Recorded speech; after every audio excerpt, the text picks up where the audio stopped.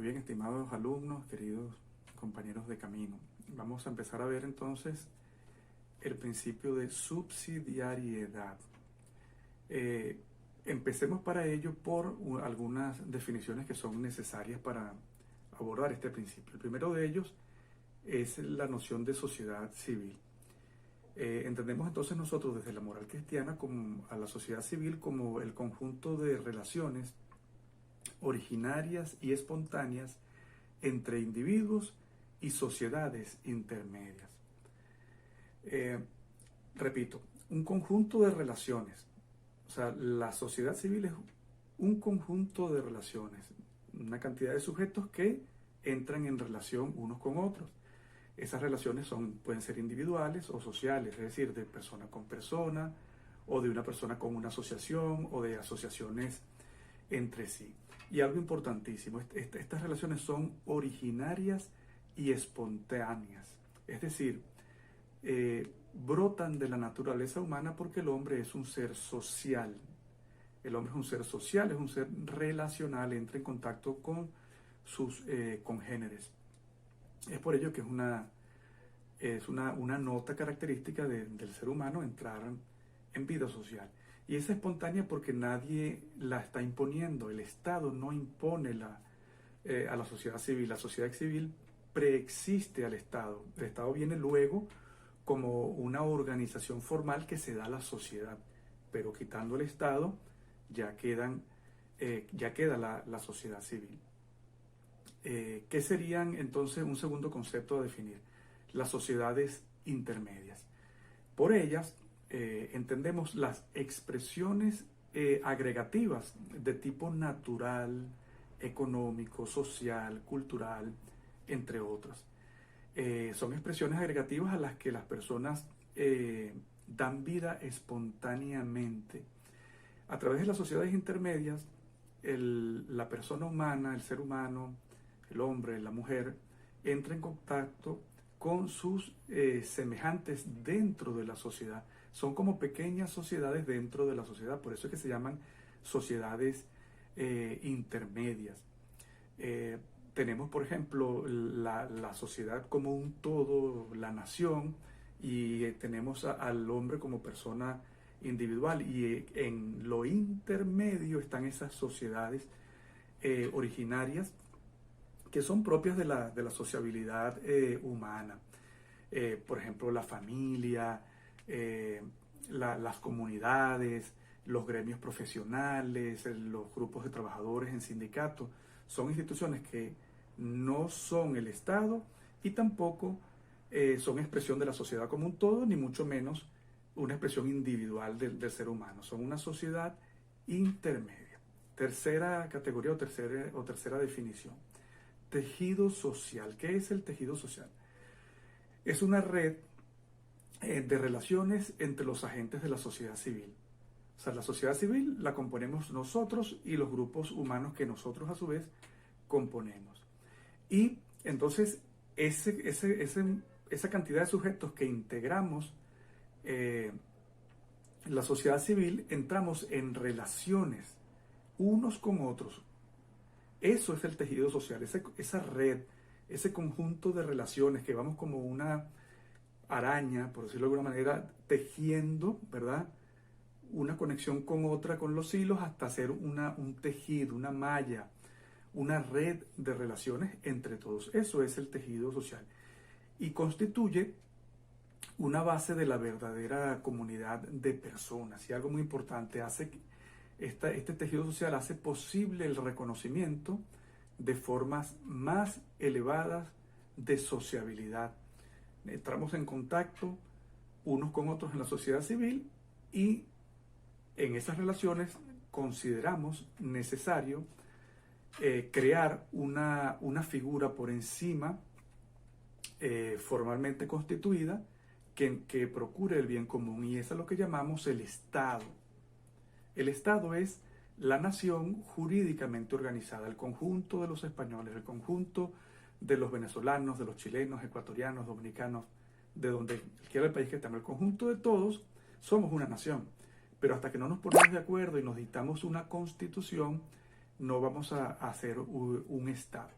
Ese estado es lo dice el magisterio de la Iglesia, es una expresión elevada de la sociabilidad, porque en ella el hombre ya no es que se relaciona por mera naturaleza gregaria, sino que ya por voluntad decide darse una organización que consideramos más adecuada para la vida social.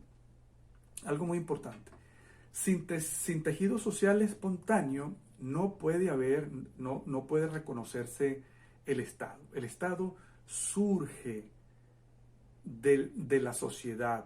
El Estado es como una evolución en el pacto entre todos para una mejor convivencia, pero ese pacto presupone la naturaleza que ya tiene toda comunidad humana, que es tener un tejido social. Entonces nunca va a haber un Estado sin una sociedad. El Estado presupone la sociedad genera el Estado. Y de igual manera, la sociedad presupone al hombre. No hay una sociedad sin hombre.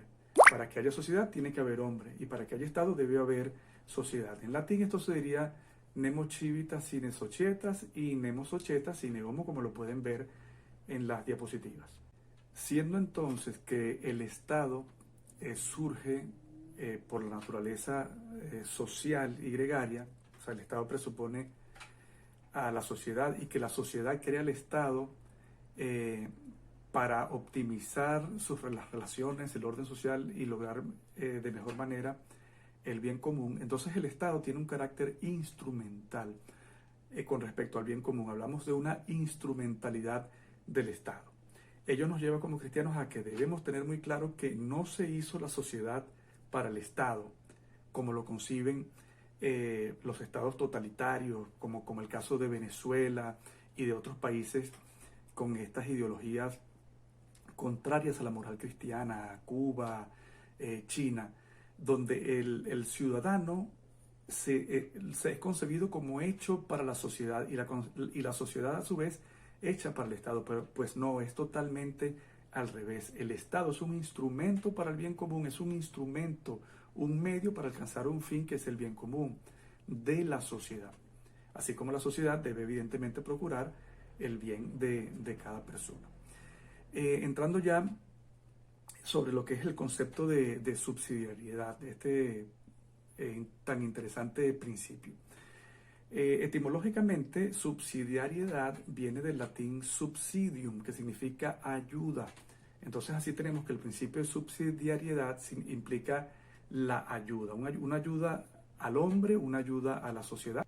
Tenemos entonces que el Estado surge de la sociedad para procurar el bien común de todos. Entonces así de ello deriva el carácter instrumental del Estado. Hay una relación de instrumentalidad del Estado para con la sociedad. No se hizo la sociedad para el Estado, se hizo el Estado para la sociedad, para el bien común. El Estado es un medio para alcanzar un fin que es el bien común y no al revés.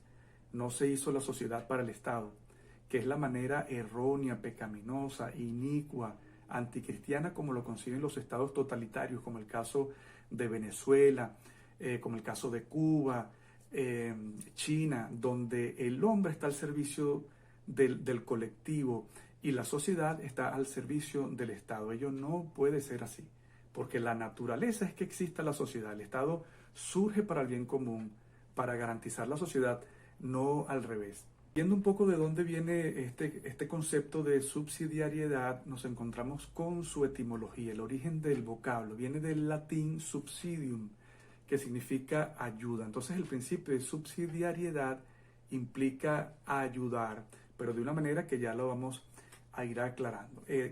¿Cuál es el concepto de principio de subsidiariedad? Es fundamentalmente una exigencia moral, una exigencia de la moral cristiana que consiste en tutelar y promover los ámbitos propios de la persona humana, la individualidad. Al hombre hay que respetarle su espacio. Nadie, ni la familia, ni la sociedad, ni mucho menos el Estado puede invadir la vida de cada quien en su ámbito personal. El hombre tiene un espacio de decisión. Por ejemplo, la vocación. Cada quien debe elegir su profesión, no lo que digan sus padres, ni lo que diga la sociedad, porque se necesitan ingenieros, todo el mundo está obligado a ser ingeniero. Pues no, es una decisión personal que cada quien debe tomar, y eso debe respetarse.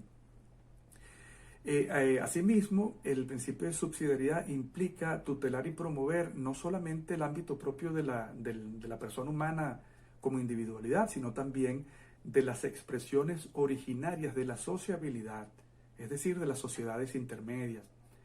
Entonces, el Estado debe respetar el espacio de la sociedad como un todo, respetar la sociedad civil y respetar las sociedades intermedias. El Estado no puede meterse de manera injusta en los asuntos de los gremios profesionales, de la familia, de las comunidades educativas. Puede hacerlo solo para el bien común, nunca para anular esa esfera, porque si no entra en totalitarismo. Debe respetarse al hombre su espacio y a las sociedades intermedias su espacio, porque el Estado tiene su propio espacio de actuación que se lo va a determinar la Constitución y que va a ser siempre indispensablemente, el deber ser es que sea indispensablemente para el bien común. De tal manera, la idea es que la comunidad no quite su espacio a los individuos. La comunidad debe respetar el espacio individual. Y el Estado, a su vez, que no quite su espacio a la comunidad, a la sociedad. Es ese el orden. Estado respeta la comunidad. Sea que el Estado mayor, por ejemplo, toda la nación respete a los estados federados, o lo que serían las comunidades autónomas en España. Que el Estado-nación respete los estados que la componen, las comunidades autónomas que la componen. Que el Estado sea general o las entidades que lo componen, estados, municipios, comunidades autónomas, respeten a la sociedad civil, respeten a la comunidad. Y a su vez que tanto el Estado como la sociedad y sus instituciones respeten el espacio personal de cada quien de actuación. Nuestros hijos no pueden estudiar contrariando nuestros principios de fe, porque al Estado se le ocurre. Eso es un derecho humano fundamental que tiene que ser respetado. Un Estado que obligue a nuestros hijos a estudiar lo que el Estado quiere es un Estado que está violando derechos humanos fundamentales. Entonces, ¿cuál es el quid? ¿Cuál es el asunto, el meollo de todo esto del principio de subsidiariedad? Pues que toda acción de la sociedad, por su propia fuerza y naturaleza, debe prestar ayuda a los miembros del cuerpo social, pero no destruirlos. Importantísimo, no destruirlos ni mucho menos absorberlos. De allí viene aquello de subsidium, ayuda. Entonces, la comunidad debe ayudar a cada persona, a cada individuo a desarrollarse plenamente. El Estado debe ayudar a la sociedad a desarrollarse plenamente. Subsidium, ayuda. Debe haber una ayuda. Esto entonces nos lleva a definir el principio de subsidiariedad desde dos perspectivas, una positiva y una negativa. Desde el punto de vista positivo, la subsidiariedad implica promoción, implica ayuda. Es decir, el Estado debe legislar, debe dictar normas para ayudar a la más sana convivencia y a procurar el bien común, establece unos impuestos para generar una hacienda pública con la que se pueda proveer de servicios, de prestar servicios de salud, de seguridad, por ejemplo. Entonces, en sentido positivo, subsidiariedad, promoción y ayuda. El Estado ayudar a la sociedad ayudar a la persona, al individuo. Ahora, en sentido negativo, ¿qué significa subsidiariedad?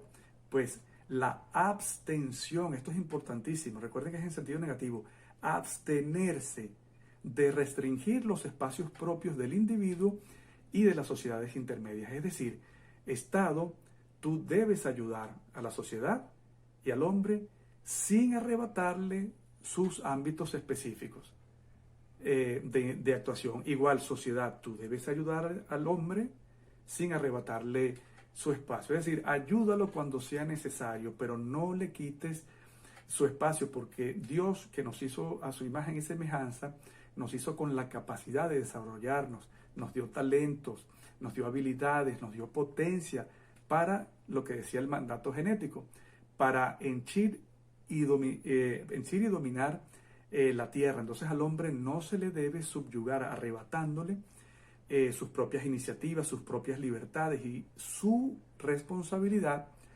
en el sustento de sí mismo y en el desarrollo de su persona. Algo importantísimo, este principio de subsidiariedad, tanto en sentido positivo como negativo, se aplica a la familia. O sea, hay un ámbito de aplicabilidad a la familia. La familia debe procurar el bien de cada quien, pero debe respetar el espacio de cada miembro de la familia para que se desarrolle. Familia como un todo, ayudar a sus miembros.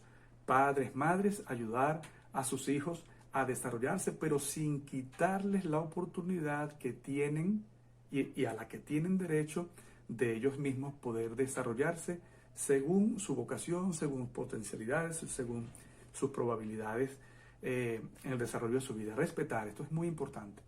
¿Cuál es el fundamento de este principio de subsidiariedad? Pues nosotros que ayudar al autodesarrollo del individuo y de la sociedad, permitir que el individuo se desarrolle plenamente y permitir que la sociedad se desarrolle plenamente y al mismo tiempo protegerlos del abuso comunitario y estatal respectivamente. Es decir, Estado, no vulneres los derechos de la sociedad, sociedad, no vulneres los derechos del individuo. Y por el contrario, ayúdalos en la esfera en que necesiten la ayuda. Si no necesita ayuda, no intervengas porque estás trastocando el plan de Dios, que es permitir la libertad del hombre para que con sus potencialidades pueda desarrollarse. Veamos algunas manifestaciones de violación del principio de subsidiariedad. O sea, ¿en qué casos se está violando? En el intervencionismo estatal, cuando el Estado interviene en todo, interviene en la economía, no permite libertades económicas en las que cada quien decida a qué se dedica en el libre comercio o a qué actividad de la producción de bienes y servicios se puede dedicar. Entonces, en esa medida, el Estado está vulnerando derechos fundamentales y está vulnerando el principio de subsidiariedad. La estatización, cuando el Estado toma las empresas privadas y las toma para sí, sea como ocurre en los estados serios, constitucionales, donde se le indemniza al propietario, o sea como el caso venezolano, donde simplemente el Estado se roba las empresas y pues nada, hay doble pecado, hay pecado de robo y hay vulneración del principio de subsidiariedad. Otra manifestación, el asistencialismo. Asistencialismo significa, es una actividad o una conducta, mejor dicho, cuando el Estado subestimando y subyugando al hombre y a la familia, les provee de los bienes y servicios sin permitirles a ellos desarrollarse. O sea, no genera condiciones para que tú trabajes y con tu trabajo tú prosperes, sino que te lleva el pan a la casa. Entonces, ese asistencialismo crea una sociedad parásita que vive simplemente de que le den una bolsa de comida, una ayuda, y eso no es de Dios, porque Dios no nos quiere sometidos a la autoridad del Estado. Dios quiere al hombre desarrollado, el hombre tiene una potencialidad, es creativo, tiene inventiva, tiene capacidad de trabajo y tiene un llamado de Dios a dominar la tierra. Entonces, nada de estar dándole a las personas salvo que sea indispensable para su subsistencia. Recuerden que el subsidium es ayuda. ¿Ayuda a quién? ¿A quién debemos ayudar? Al que lo necesita. Si una persona no puede trabajar porque está cuadraplégico, entonces a él sí le debemos ayudar. Ese es por el principio de subsidiariedad. Pero si esa persona tiene la potencialidad, no debemos darle el alimento, sino por el tiempo estrictamente necesario para que reciba la ayuda y luego vaya a trabajar y pueda producir. Otra manifestación de violación de la subsidiariedad es la centralización, cuando los estados no respetan los ámbitos de acción de sus comunidades, de sus estados federados que lo componen. Cada comunidad, cada localidad tiene un ámbito, cada comunidad, cada estado tiene un ámbito y eso debe respetarlo el Estado-nación. La globalización también es una vulneración de este principio cuando es mal concebida, porque se arrebata a cada pueblo, se arrebata a las naciones la autonomía que tienen para ellos dedicarse a cierta a ciertas actividades. Simplemente se hace una planificación universal y se pasa por encima de que algunos países tengan una historia, y no solamente una historia, una idiosincrasia, una cultura de producción de determinados bienes y servicios. Entonces esto vulnera este principio. ¿Y qué consecuencias nos trae? Pues pérdida de energías y pérdida de potencialidades humanas. Cuando al hombre se le da y no se le permite, que no se le estimula ni se le permite que se desarrolle, entonces el hombre pierde esa potencialidad, o por lo menos se le atrofia esa potencialidad que Dios nos ha dado. Y además, otra consecuencia es que se aumenta exageradamente el aparato estatal, la burocracia. El Estado crece muchísimo y tiene no sé cuántos ministerios y no sé cuántas vicepresidencias para atender todos los males sociales, y resulta que son actividades para las que debe ocuparse la familia y cada quien. En conclusión, consecuencias de violación del principio de subsidiariedad: el totalitarismo, es decir, el Estado que lo domina todo, y la pobreza. Porque en la medida en que el hombre no es respetado en su actividad, el hombre se hace inactivo, no tiene motivaciones para producir, y entonces esto genera pobreza. La actuación del Estado asistencial es aquel Estado, conforme a lo que hemos estado conversando, que interviene directamente cuando la sociedad no puede con sus propias responsabilidades. Esto es muy importante. Hay que distinguir el Estado asistencialista del Estado asistencial. El Estado asistencialista es aquel que se mete en todo y le pone el pan en la boca a la persona, necesítelo o no. Un Estado que no nos permite desarrollar. Y eso no es de Dios. Pero el Estado asistencial sí es conforme a la voluntad, al plan de Dios para la humanidad. ¿Por qué? Porque el Estado asistencial implica que es un Estado que se ocupa de sus cosas, de la seguridad, de la salud, y que en determinados casos tiene la facultad para ayudar a los necesitados, a quienes se les ha respetado su esfera, su ámbito de actuación, y quienes están imposibilitados de tener una vida conforme a su dignidad humana. Entonces el Estado allí sí no solamente puede intervenir, sino que debe intervenir. Eso es lo que llamamos Estado asistencial. Esta figura del Estado asistencial y asistencialista nos lleva a distinguir asistencialidad de asistencialismo. La asistencialidad implica una suplencia temporal y excepcional. Importantísimo. Temporal, excepcional y además justificada. Una suplencia de la sociedad, en este sentido, por parte del Estado.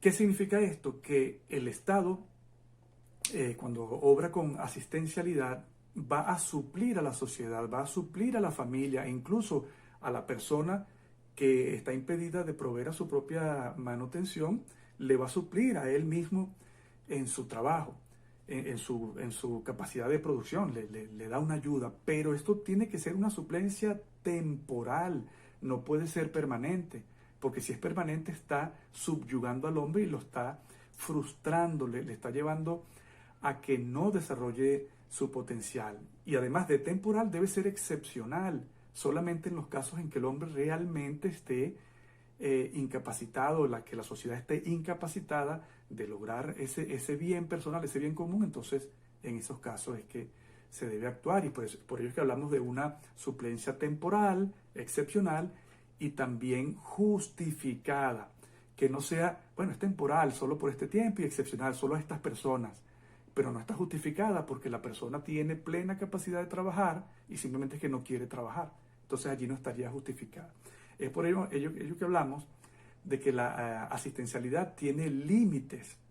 O sea, el Estado debe ayudar a la sociedad debe ayudar a la familia debe ayudar al hombre, pero con un límite temporal, ¿verdad? Por un tiempo, un límite espacial, o sea, según un ámbito, y también con límites materiales. No puede ser en todo asunto, sino en qué caso específico, según qué materia hay la necesidad. Veamos ahora entonces lo que sería el asistencialismo. Ya estamos hablando allí de una violación de esa temporalidad y esa excepcionalidad del Estado asistencial. Cuando el Estado da ayudas a todo el mundo de manera indiscriminada, sin detenerse a ver si está frustrando a las personas, si está generando comodismo en las personas que simplemente, bueno, yo vivo de lo que me pague la seguridad social, con el derecho al paro, al desempleo, pues con eso tengo. Eso es asistencialismo. Conforme a este principio de subsidiariedad, todas las sociedades de orden superior, por ejemplo, el Estado Nacional con respecto a las comunidades autónomas o a los estados que la componen, las comunidades autónomas o los estados con respecto a los municipios, y el Estado con respecto, estas instituciones con respecto a la ciudad, deben ponerse en una actitud de ayuda, de subsidio. Entidades superiores deben ayudar a las inferiores. Por tanto, de apoyo, deben ayudarles tanto por apoyo como por promoción, como por desarrollo. O sea, deben procurar la promoción, el desarrollo de esas comunidades inferiores con ocasión de la ayuda que le están suministrando, de ese subsidio. Tiene que ser una ayuda liberadora. Esto es muy importante, que la ayuda libere, es decir, que saque a la persona de esa excepcional y temporal carencia, ¿verdad? La lleve a flote para que luego esa persona, esa comunidad, navegue por sí misma. Este principio de subsidiariedad protege a las personas de los abusos de las instancias sociales superiores.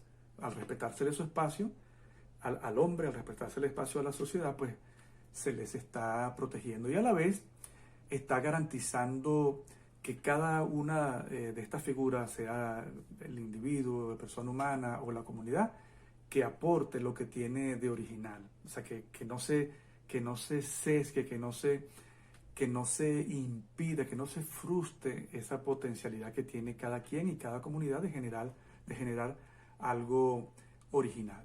Ya para finalizar con el principio de subsidiariedad, entonces ratificamos que todas esas formas de centralización, burocratización, asistencialismo, presencia injustificada y excesiva del Estado a través del aparato público son contrarios a este principio.